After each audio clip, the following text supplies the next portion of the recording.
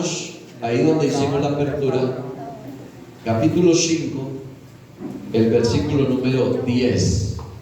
Romanos 5, 10.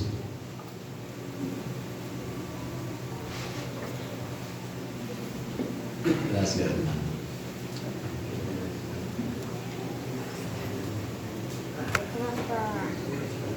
Bueno, estamos, ¿no?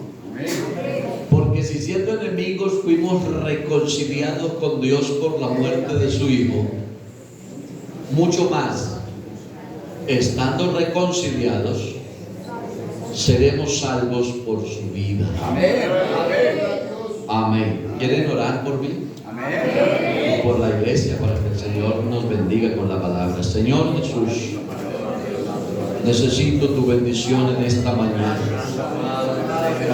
Estoy en tu presencia y en tus benditas manos y quiero ser un instrumento, Señor, para la gloria y la honra de tu santo nombre. Padre Celestial, háblanos en este día, tráenos esa palabra que necesitamos en el nombre del Señor Jesucristo. Aleluya, aleluya, amén. Dando una alabanza al Señor, se pueden sentar. Gloria a Dios. Bueno, hermanos, ¿cuántos de los que están aquí en esta mañana congregados saben qué es lo mejor de una pelea?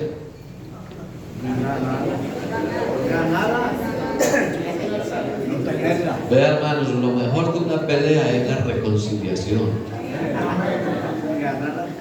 Es lo mejor. Es lo mejor. Y de eso quiero hablarles. Amén. Quiero hablarles de esta doctrina de la reconciliación. Amén. Porque, hermanos, la reconciliación es una doctrina fundamental. Está dentro de las doctrinas fundamentales. Pablo el apóstol, escribiendo a los colosenses en el capítulo 1, el versículo 19 en adelante, dice lo siguiente: por cuanto agradó al Padre que en él habitase toda plenitud, y por medio de él reconciliar consigo, ¿cuántas cosas? Todas las cosas. Todas las cosas. Así las que están en la tierra como las que están en los cielos, haciendo la paz mediante la sangre de su cruz. Verso 21. Y a ustedes también, que eran en otro tiempo extraños y enemigos en vuestra mente, haciendo malas obras, ahora os ha reconciliado. Verso 22, en su cuerpo. Yo dije Colosenses 1, en su cuerpo de carne, por medio de la muerte, para presentarlos santos y sin mancha e irreprensibles delante de Él. Si en verdad permanecéis fundados y firmes en la fe y sin moverse de la esperanza del Evangelio que han oído, el cual se predica en toda la creación que está debajo del cielo, del cual yo, Pablo, fui hecho ministro. Amén. Se habla de la reconciliación. En esta doctrina, hermanos, de la reconciliación, es importante que entendamos. No quiero subestimar este precioso auditorio, esta amada iglesia. Yo sé que ustedes saben, y sé que algunos saben más que yo, pero quiero hablar, hermanos, de esto porque esto nos hace más fuertes. Amén. Esto nos hace, hermanos, más firmes en el camino del Señor. Amén, gloria a Dios. Tener definido el tema de la reconciliación con Dios. Porque hay diferencia entre la reconciliación de las parejas, de las personas, porque este tema del que estamos hablando tiene su definición, tiene sus significados en lo secular y en lo teológico. El significado de la palabra reconciliación en términos generales es el de traer juntas otra vez a dos cosas que estaban separadas. En el ámbito de las relaciones humanas es traer la paz a alguien que ha estado enemistado, sea esto en el campo personal de una pareja, de una familia o hasta de una nación. Ustedes saben que en Colombia hay un proceso, ¿no?, de que quieren hacer la paz, buscando reconciliación entre las partes que están en conflicto.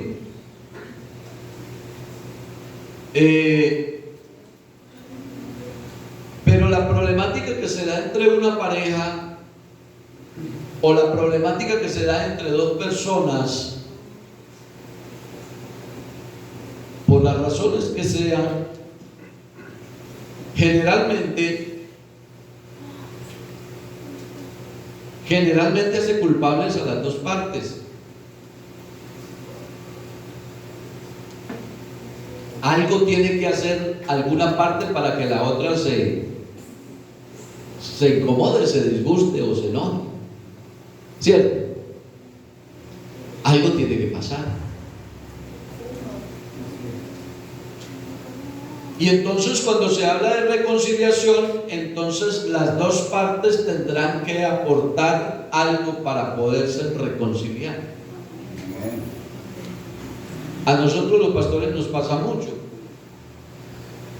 que en las parejas hay problemas y a veces al extremo que se llega es a la separación. En el peor de los casos se quiere llegar al divorcio, porque es muy complicado poderse volver a perdonar o volverse a juntar, porque hay unas diferencias enormes y porque hay unos resentimientos y una cantidad de situaciones que a veces no permiten la reconciliación. Para que se logre se necesita el sacrificio de las dos partes, que las dos partes sacrifiquen el ego y puedan perdonar, ¿cierto? Para poder que haya reconciliación.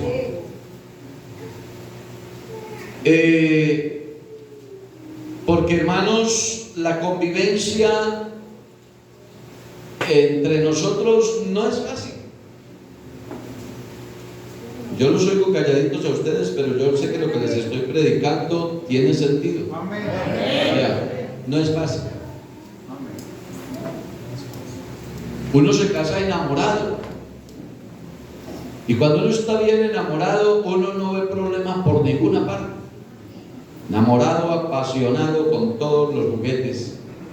Pero cuando va pasando ese fervor del enamoramiento y de la pasión, entonces van surgiendo las realidades. ¿Cierto? Cada que el novio visitaba a la novia, la encontraba bien peinadita, bien bonita, bien vestidita, bien perfumadita. Pero cuando ya pasan los días, ya la encuentra en la casa, a veces no en las mismas condiciones. Oiga lo que dice, ¿no?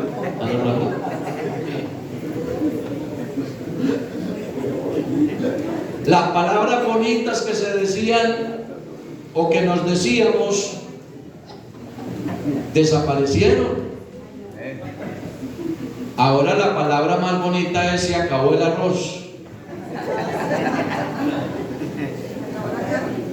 Se me acabaron los zapatos.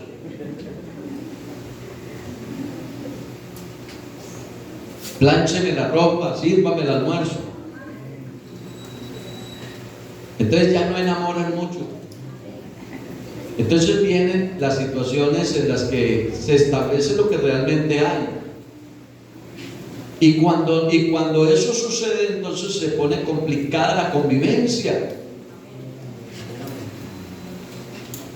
La mamá y el papá aman a su niño y le dan todo lo que él quiere.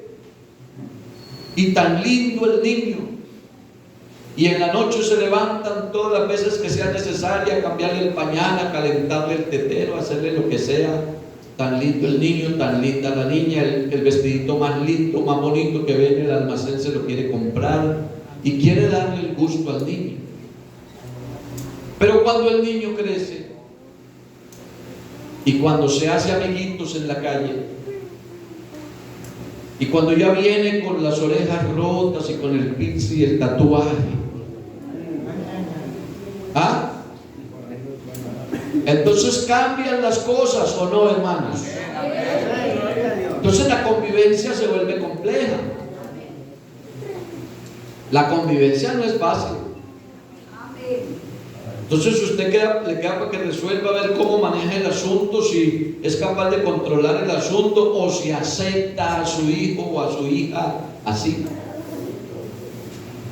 Y se forma el conflicto. Viene la problemática. Eso hablando de la familia. Pero si hablamos de la familia cristiana, los hermanos, también se forman conflictos. Y somos hermanos. Y somos familia. Pero hay cosas que no compartimos. Y se forman conflictos. Creo que les conté la historia de un pastor que alguna vez vio a su oveja que llegó al culto. La hermana llegó al culto, a la escuela dominical, y llegó con unas gafas oscuras grandes, y ella nunca venía con gafas oscuras. El hermano dijo: ¿qué pasó? Se le volató la playa a la hermana. Y cuando se le acercó a saludarla, se dio cuenta que era que tenía los ojos morados. Y el pastor le preguntó y le dijo: hermana, ¿qué pasó? Ella dijo: hermano, el diácono que usted tiene aquí. El diácono era el esposo. Entonces él dijo: oiga, qué complicado eso, toca hablar con el diácono. Ese día no fue al culto. Entonces él fue a visitar al diácono. Y cuando tocó la puerta, el hermano estaba tratando de afeitarse por allá y salió con una mano amarrada, colgada así al brazo. Así. Amén, pastor, Dios lo bendiga. Oiga, hermano, ¿y qué le pasó? La ovejita que usted tiene por todo.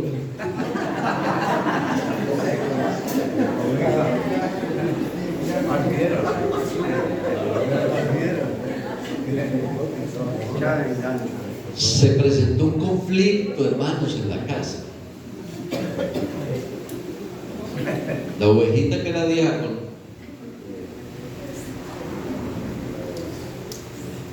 agredió a su esposa porque ella en algún momento lo empujó y lo hizo caer contra las escalas y se fracturó el brazo y se creó un conflicto. Porque la convivencia, hermanos, a veces es complicada. Y alguien dirá: ¿y no somos pues hijos de Dios? Sí, somos hijos de Dios. Pero somos humanos.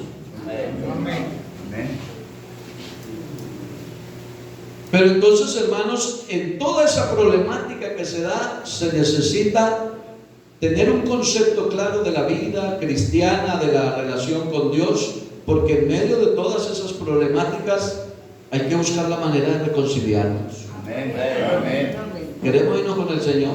Amén. Pero ¿a qué quiero llegar con esto, hermanos? Que es muy diferente la reconciliación entre nosotros como pueblo a la reconciliación como doctrina de la que les estoy hablando. Es diferente. ¿Y por qué es diferente? Porque en estas cosas que les estoy hablando, tanto la Dorca como el diácono ¿tuvieron qué? Culpa, responsabilidad. Les cabe responsabilidad y culpa a los dos. Entonces los dos tendrán que agotar recursos y tendrán que sacrificar su orgullo, su ego, para poder llegar a una reconciliación. ¿Cierto? Pero no así, hermanos, cuando hablamos de la doctrina de la reconciliación de la que habla la Biblia. Porque si siendo enemigos fuimos reconciliados, leímos en Romanos 5, fuimos reconciliados con Dios por la muerte de su Hijo, mucho más estando reconciliados seremos salvos por su vida. Si siendo enemigos fuimos reconciliados. Entonces hay diferencia entre las clases de enemigos. Dos personas no se pueden ver, no se saludan, no se quieren ni encontrar porque son enemigos. Y el uno no puede ver al uno y el otro no puede ver al otro porque son enemigos. Los dos son enemigos. Pero eso no se da con Dios, hermanos.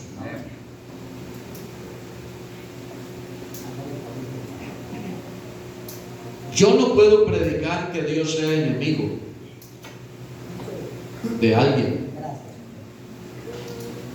Yo creo que nosotros nos constituimos en enemigos. Alabanzas al nombre del Señor.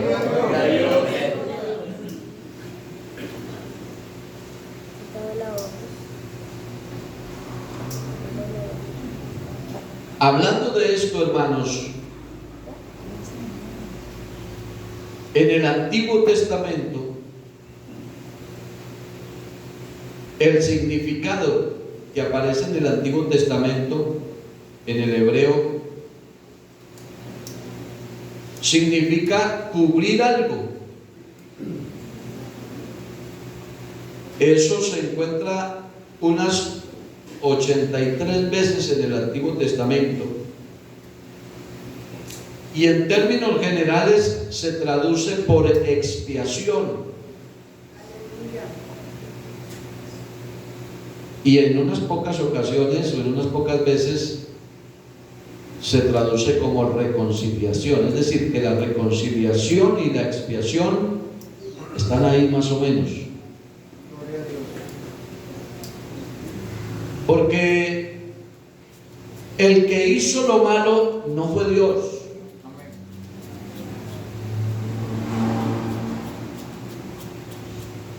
El profeta Jeremías alguna vez preguntó, el Espíritu a través del profeta dice: ¿qué maldad hallaron en mí vuestros padres? Que se desviaron, que se descarriaron. ¿Qué maldad hallaron en mí? Pregunta el Señor. Y resulta que en Dios no hay nada malo. Toda buena dádiva y todo don perfecto descienden de lo alto del Padre de las luces, en el cual no hay mudanza ni sombra de variación. En Dios no hay nada malo. Amén. El que cometió el mal fue el hombre. El que se cayó de la gracia fue el hombre. El que rompió la comunión fue el hombre. El que se alejó de Dios fue el hombre. El que tomó el camino equivocado fue el hombre. Vamos a ver si no me es infiel la memoria. Génesis capítulo 3, será el verso 20. Miremos el verso 20, creo que de ahí para allá. Génesis capítulo 3, versículo 20 no,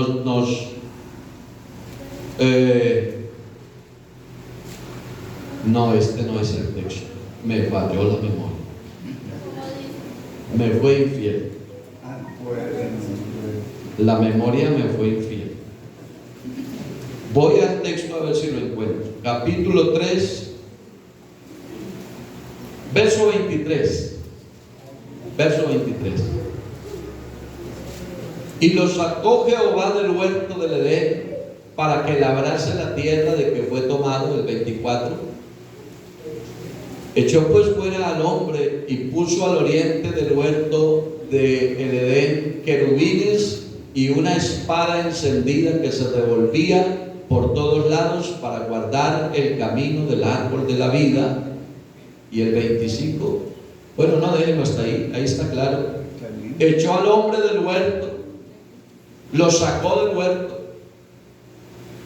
y cerró el camino y puso un ángel y una espada que cubría y que, es decir, se rompió, se dañó la comunión entre Dios y el hombre. El hombre fue expulsado por su desobediencia.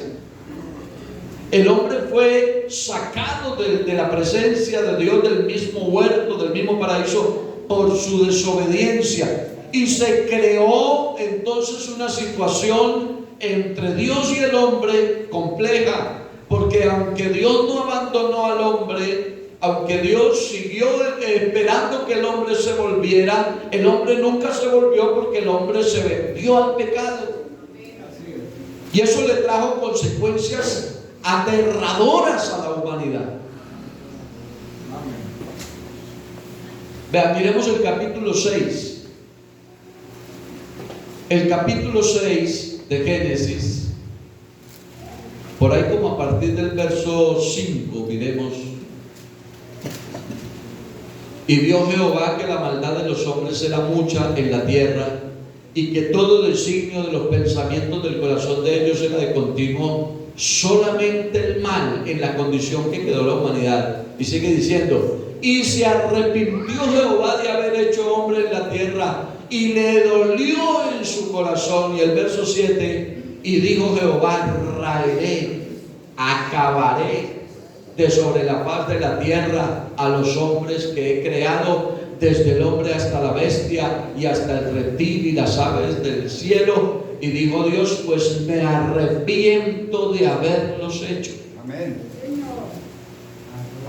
Oiga, hermano, que usted y yo estamos en esta dominical solo por la gracia y la misericordia. Usted y yo somos muy privilegiados. Vea, con esa generación el Señor dijo: los acabo a todos. No voy a dejar ni uno. El verso que sigue dice que solo por gracia de Dios hubo una familia que halló gracia ante los ojos de Dios. Noé halló gracia. Y fue al único.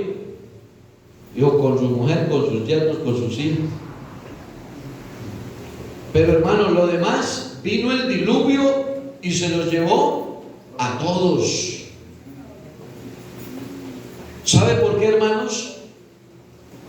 Porque el estado de rebeldía y el estado de pecaminosidad, el estado de maldad, de depravación en la que cayó el hombre, provocó la ira de Dios. Porque Dios estuvo esperando que el hombre se devolviera en ese camino, pero el hombre nunca se devolvió. El hombre siempre le dio la espalda a Dios. Y cuando uno le está dando la espalda a Dios, hermanos y amigos, si los hay en esta mañana, vean, cuando una persona le está dando la espalda a Dios, cada paso, así sea cortico el paso, pero cada paso que da el hombre lo lleva más lejos de Dios. ¿Me entienden eso? Cuando un ser humano le da la espalda a Dios, cada paso que dé, así sea corto, lo lleva más lejos de Dios. Por eso se predica el arrepentimiento. Porque el arrepentimiento no es que el hombre dé una vuelta entera. y le siga dando la espalda a Dios. El arrepentimiento es que el hombre dé media vuelta. Eso es arrepentimiento. Cuando el hombre da media vuelta, se hace acreedor a la reconciliación que no es de él, sino de Dios.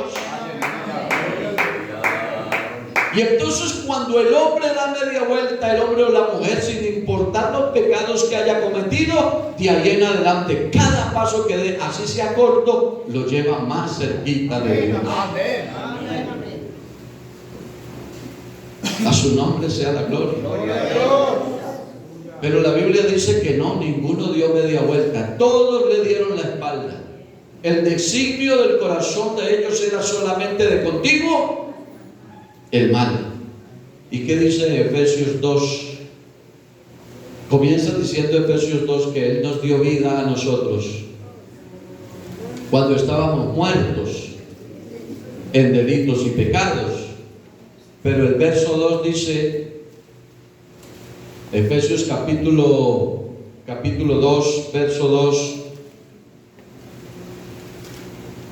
colabórenme allí proyectando, dice, en los cuales y Él nos dio vida a vosotros, ya lo leímos, el verso 2, en los cuales anduvisteis en otro tiempo siguiendo la corriente de este mundo, conforme al príncipe de la potestad del aire, el espíritu que ahora opera en los hijos de desobediencia. Y el verso 3 dice, entre los cuales también, ¿cuántos hermanos? Todos nosotros vivíamos en otro tiempo en los deseos de nuestra carne, haciendo la voluntad de la carne y de los pensamientos, y éramos por naturaleza hijos de ira, lo mismo que los demás. Amén. Por eso no nos jactemos mucho, hermanos. Amén. Gloria a Dios. Por eso, hermanos, no juzguemos tanto. Amén. Por eso entendamos que si no hubiera sido porque Dios nos reconcilió, andaríamos más perdidos, hermanos, que un piojo en una peluca. Si no hubiera sido porque Dios nos llamó, nos alumbró el camino y nos reconcilió, andaríamos perdidos, lo mismo que los demás. Porque lo que sigue ahí dice, pero Dios que es rico en misericordia por su gran amor con que nos amó, entonces vinieron las abundantes riquezas de su gracia. Pero avancemos, hermanos, con el tema, a ver hasta dónde llegamos. Esa definición así en el Antiguo Testamento. En el Nuevo Testamento, ya no del hebreo sino del griego, entonces significa cambiar de enemistad en amistad. Y ahí viene este capítulo 2 con el verso 16 que dice, y mediante la cruz, ahí en Efesios 2, 16, y mediante la cruz reconciliar con Dios a ambos en un solo cuerpo, matando en ellas las enemistades.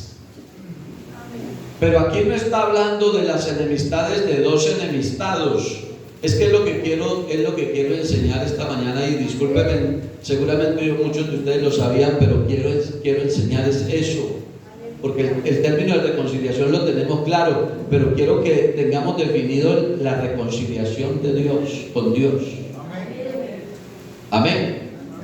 Entonces aquí dice que mediante la cruz reconciliar con Dios a ambos en un solo cuerpo, matando en ella las enemistades, pero no las enemistades de Dios, porque Dios no se ha enemistado con nadie.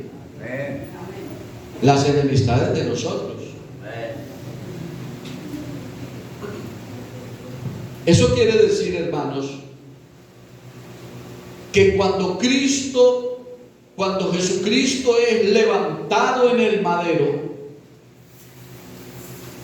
expuesto al escarnio público, en la tortura más aterradora e impresionante de la historia, a pleno sol, en el dolor y en la angustia más impresionante, clavado en la cruz de pies y manos, está muriendo,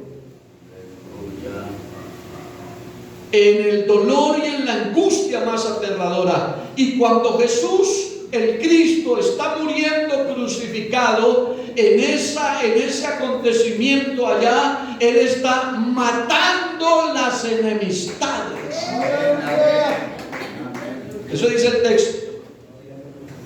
Mediante la cruz reconciliar con Dios a ambos en un solo cuerpo, matando en ella, en la cruz, las enemistades. Y si el Señor fue el que mató en la cruz todas las enemistades, significa esto que la reconciliación no nace del corazón del hombre, la reconciliación nace del corazón de Dios.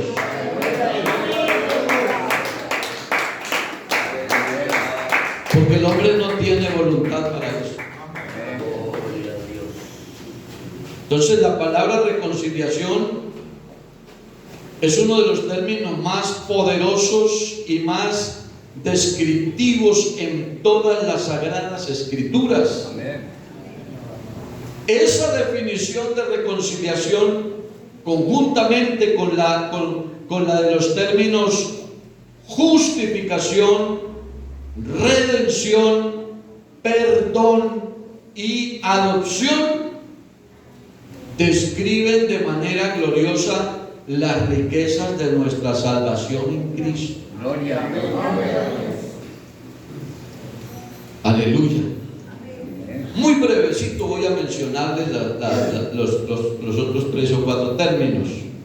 La justificación, este término y en esta doctrina, esto hace que un pecador considerado culpable y condenado a muerte delante de Dios sea declarado justo. Alabanzas al Señor. Eso según lo que leímos en Romanos 5, 1 y 2. Justificados pues por la fe, tenemos paz para con Dios por medio de nuestro Señor Jesucristo, por quien también tenemos entrada por la fe a esta gracia en la cual estamos firmes y nos gloriamos en la esperanza de la gloria de Dios. Amén. Aleluya. Por la fe. Entonces la persona ahora no tiene que hacer cosas sino creer. Creer. Y entonces el que cree que esa muerte de Cristo allá y esa sangre derramada allá y esa resurrección de entre los muertos de Jesús es la que le hace pagar la deuda de él, es capaz de creer eso, eso se le cuenta por justicia. Entonces cuando la persona es capaz de creer eso, entonces el Señor dice, como tú crees que yo pagué por ti, entonces tú no debes nada. Amén. Justificación. La redención, entonces, es que el pecador, que a los ojos de Dios es un esclavo, recibe la libertad de manera gratuita. Redención significa rescate. En el griego, en el Antiguo Testamento tiene un significado y en el Nuevo tiene otro significado. Comprar en el mercado, pero no comprar para usufructuar, no comprar para sacarle provecho, que es diferente. Porque la redención, si es rescatar o si es comprar, pues hay que saber para qué. Amén. Porque en la época de los comienzos, donde había mercadería de esclavos, los más corpulentos y los más vigorosos se vendían a mejor precio al mejor postor, pero era con el fin de que prestaran un servicio al amo. Y el amo lo tenía hasta que él quería, porque le pertenecía. Pero cuando hablamos de rescate o de compra, en este caso de la redención, de la doctrina de la redención, es que el pariente más cercano, que es nuestro Señor Jesucristo, nos compró, nos rescató, pero no para usufructuarnos a nosotros, sino para dejarnos libres de la esclavitud. Eso es diferente. Y eso no lo hace cualquiera. Eso no lo hace cualquiera. Estaba mirando por ahí estos días en un video de un señor en una carretera. Estaban vendiendo aves, pero no eran aves ornamentales, sino aves, ¿cómo se dice? Silvestres, que no son de cautiverio, porque las aves que son de cautiverio ya viven en cautiverio, pero las que no son silvestres, y las estaban vendiendo. Entonces un hombre con dinero, yo vi un video que llegó en una camioneta y le dijo, ¿cuánto valen? Dijo, valen tanto. Dijo, démelas en tanto y se las compro todas. Dijo, listo, y se las vendió y le abrió la puerta a la jaula y la soltó. Y eso me llegó a la mente y dije, eso fue lo que el Señor hizo conmigo. Amén. Porque otros la compran, pero le buscan la jaula y así sea de oro, la siguen teniendo cautiva para que le cante o para que le produzca más. Pero sigue siendo un cautivo, aunque tenga jaula de oro, ¿sí o no? Pero Cristo nos compró a nosotros, pero no para dejarnos encerrados. Cristo nos compró para hacernos libres. Y en esta mañana podemos gritar a voz en cuello diciendo, Cristo me hizo libre de la esclavitud del pecado. El pecado nos llevaba cautivo cuando quería, pero Cristo nos compró y nos hizo libres. Así se define la redención, que es una doctrina que nos gastaría 4 o 5 dominicales hablar de ella. Estamos resumiendo. Entonces ahí tenemos lo que es justificación, lo que es redención, que está relacionado con la reconciliación. ¿Cuál fue la otra palabra? Perdón. En el perdón, el pecador que tiene una deuda impagable con Dios recibe el beneficio del pago y olvido de esa deuda. Perdón. Alabanzas al nombre del Señor. Gloria a Dios. Porque hermanos, el perdón de Dios también pasa como la reconciliación. El perdón de Dios no es lo mismo que el perdón entre nosotros, es diferente. Tiene una diferencia. ¿Cuál es la diferencia? Resulta que yo le debo al hermano Arcesio 50 millones de pesos. ¿Qué opina, hermano? Buena plática. Bueno, pero yo le digo, hermano Arcesio, perdóneme a deuda, que es que no tengo con qué pagarle. ¿Usted qué me dice? Que no, vea, que no. Vamos a suponer que sí. El hermano me dice, listo, hermano Luis, no me debe nada, le perdono. Yo feliz, digo, oh hermano, qué bendición, usted sí es mi hermano, me perdonó la deuda. Pero él no recibe los 50. ¿Me explico? Si él me perdona a mí la deuda, yo le pregunto, ¿quién le paga a él?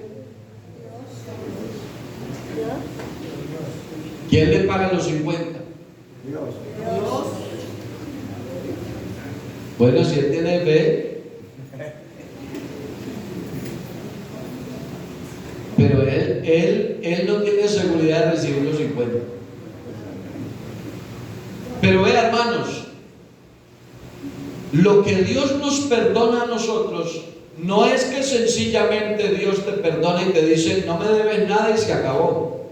No, la deuda con Dios hay que pagarla. Amén. Amén. ¿Me entienden? Hay que pagarla. ¿Cómo así? Entonces, ¿cómo nos perdona Dios si toca que pagar la deuda? Claro, toca pagar la deuda. Por eso, hermanos, el único sacrificio que paga las deudas más grandes de todo el universo es el sacrificio de Cristo en la cruz del Calvario. Amén.